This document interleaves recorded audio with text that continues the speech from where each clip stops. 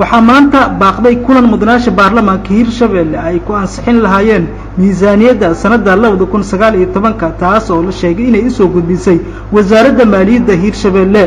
42 mudane ayaa soo xaadiray goobta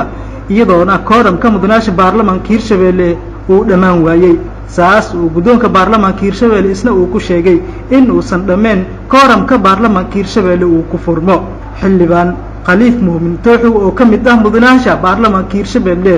ayaa markii xildhibaanada ay isaga soo holeeleen holka baarlamaanka uu ku shiro aan ku wareystay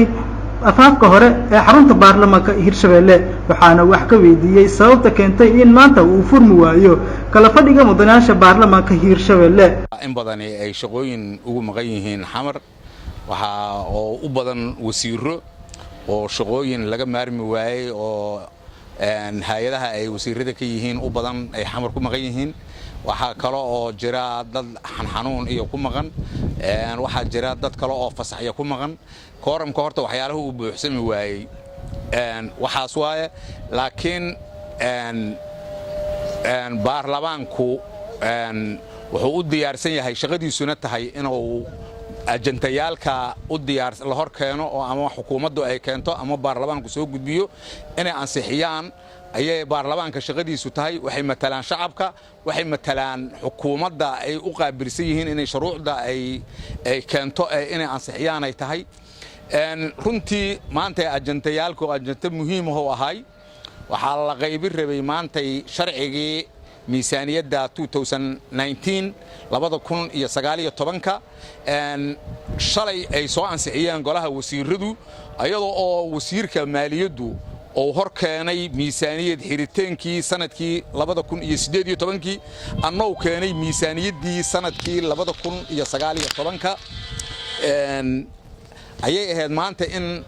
la ansixiyo miisaaniyaddaas cusub tii hore xisaab xirkeedina oo keena baarlamaanka wasaaradda maaliyaddu barnaamijkaas si weyn uga soo shaqeyso oo juhdi badan ay gelisay ayay keentay shalay golaha wasiirada waa la soo ansixiyay golaha wasiirada waa laga soo ansixiyay miisaaniyadda 19 xisaab xirkii 8 miisaaniyaddii sanadkii 2018 waa wadiyaa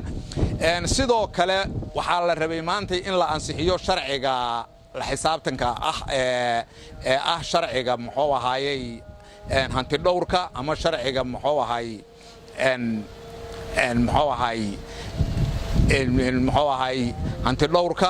sida muxuu ahaay hay'adda madaxa bannaan sharcigaasna maanta hindiya sharciyaadkaasna maanta in la ansixiyaa la rabay arrimahaas oo dhan ayay ahayd maanta in la ansixiyo rumahantii kooramka wax yar ka dhimanaaday waxa dhimanna waa dhameystirmayaan xildhibaan aadan kala dire oo ka mid ah mudanaasha baarlamaanka Hirshabelle ayaa golaha fulinta Hirshabelle ku eedeeyay in ay soo gudbinin xisaab celinta miisaaniyaddii sanadii 2018 ay meel mariyeen baarlamaanka Hirshabelle waxa uu sheegay taas bedelkeedana in baarlamaanka Hirshabelle uusan ansixin doonin miisaaniyadda sanadda 2019 matala dadweynaha Hirshabelle annagu waxaan baarlamaanka wixii shaqadiisa ay tahay isla xisaabtan matalaad iyo muxuu ahaa xeer dejin miisaaniyadda hadda ee la soo gudbiyay muxuu ahaa maaliyadda 2019 waxaa ka horeysay miisaaniyaddii 2018 oo la ansixiyay miisaaniyaddii la ansixiyay xukuumaddii wasiirkii maaliyadda iyo madaxdii sare in miisaaniyaddii loo ansixiyay lagula xisaabtamo waa si cad oo bareer ay u diideen xildhibaanada marka maadaama miisaaniyaddii la diiday 2018 la ansixiyay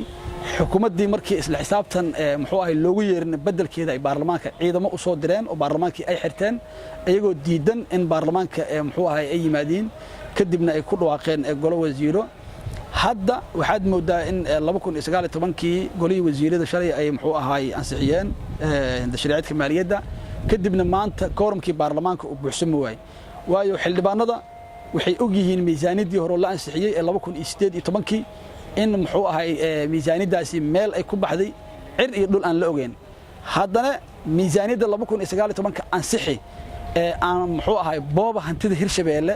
aan booba macnaha muxuu ahay deeqaha caalamiga Hirshabelle loogu talagalay yaan leeyahay xisaabtamin ansixi aan cune taas waxay noqotay anagu tan aan ku metelna Hirshabeelle maahan Hirshabeelle waxaan ku metelnaa anagu waxa weeyaan xeer dejiyo iyo matalaad iyo muxuu ahay isla xisaabtan haddii xukuumadii ay diiday isla xisaabtan miisaaniyadii hore aan ansixin lacagteedii meel ka baxday aan la ogeyn tan 2019 ay rabaan in la ansixiyo oo lacagaheedii sidii tii hore ee muxuu ahay marka ma dhacayso in miisaaniyad aan ansixino guriyo lagu dhisto isla xisaabtankii baarlamaanka la diido taas xildhibaanadu way diideen ajantaha hadda la soo diray ajantahaas haddii uu micnaha muxuu ahay ku soo celiyo guddoonka baarlamaanka xildhibaanadu waxay ka midaysan yihiin inaysan hoolka baarlamaanka imaada doonin oo koorna uusan buuxsama doonin xildhibaanada baarlamaanka Hirshabeelle qaybtooda ayaa daneynaya in xisaab celinta miisaaniyadii sanadda 2018 la horkeeno baarlamaanka Hirshabeelle si ay u eegaan isla markaana ay u ansixiyaan miisaaniyadda cusub ee sanadda 2019